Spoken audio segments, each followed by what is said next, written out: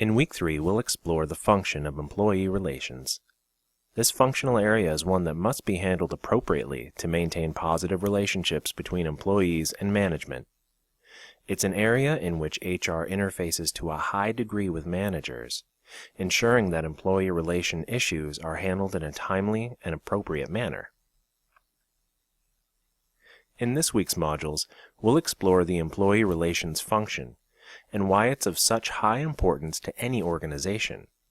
We'll take a look at organizational communication and its roles in effective employee relations. And we'll also spend some time discussing unions, why they exist, their current role, and their processes. To begin, the employee relations function might be handled either by a single HR professional, or, if the company is large enough, employee relations might be an entire sub-department within HR. Employee relations can be viewed as a study of all aspects of people at work, especially the relationships between employers and employees, and their interaction in the workplace. Effective employee relations delivers a positive working environment, one that is conducive to productive work, allowing employees to voice their views and, in general, have a good working relationship with managers. Employee working relationships are governed by the employment contract and by formal work procedures. All employment basics are spelled out in the employment contract, which contains items such as rate of pay, benefits, holidays, confidentiality requirements, general performance expectations, and so forth. Certain formal work procedures or expectations are further defined by operating procedures, performance management, rewards programs, etc. Of course, many behaviors are not formally regulated. Informal norms, or implicit expectations and behaviors, also exist in the organization, and they can have a tremendous impact. Things like levels of discretionary effort, output production, and performance levels, the cooperation that's offered to management, or the degree of employee flexibility, or the general adaptability to new requirements or new directions. When there's a lack of trust between employees and managers, employees or groups of employees can limit their performance, creating informal rules that regulate what employees are prepared or not prepared to do. So if there's distrust, it will likely be demonstrated in several or all of the behaviors just cited. Managers need to understand the reasons why this lack of trust exists to avoid a measured lack of production.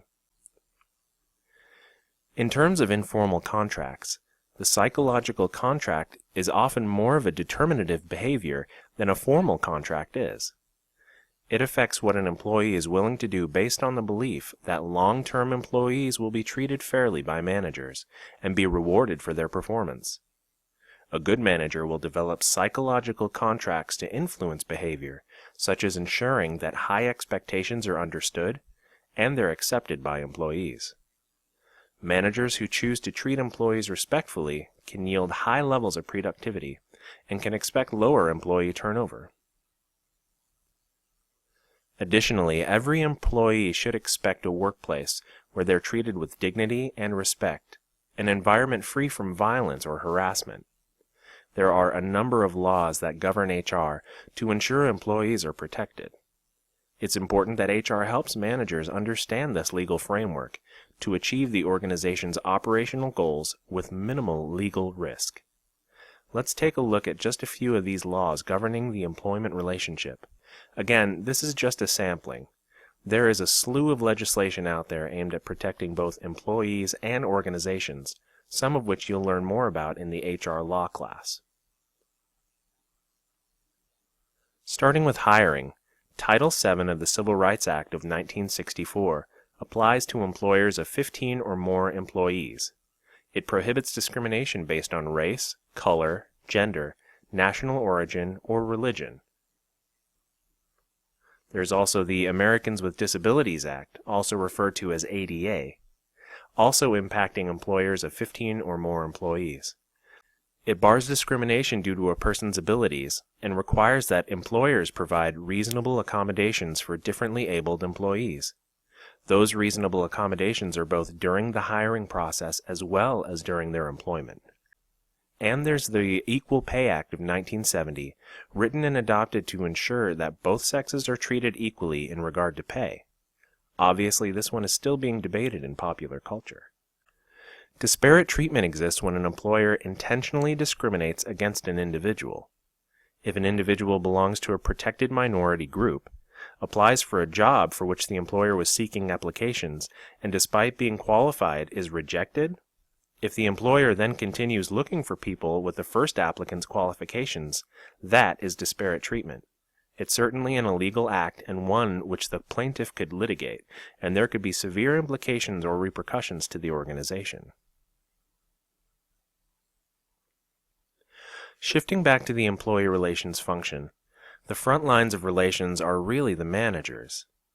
HR's role in developing managers is key to organizational success, because an effective manager's success stems from their ability to motivate employees to do good work.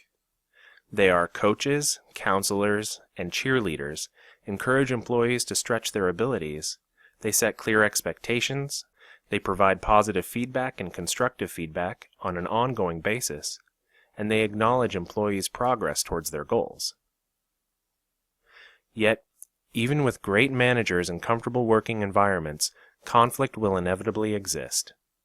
Even the best managers deal with repeated poor performance. It's going to happen. And there is an inherent conflict of interest between employers and their employees, arising from a clash of economic interest. Workers seek higher pay, and of course they want job security. Employers naturally pursue profits, so the organization has an interest in limiting the intensity of work conflict. But it's the way that conflict is handled that makes all the difference. And that's why employee relations is such an important facet of the HR field. Progressive discipline is a great example of how conflict can be handled effectively.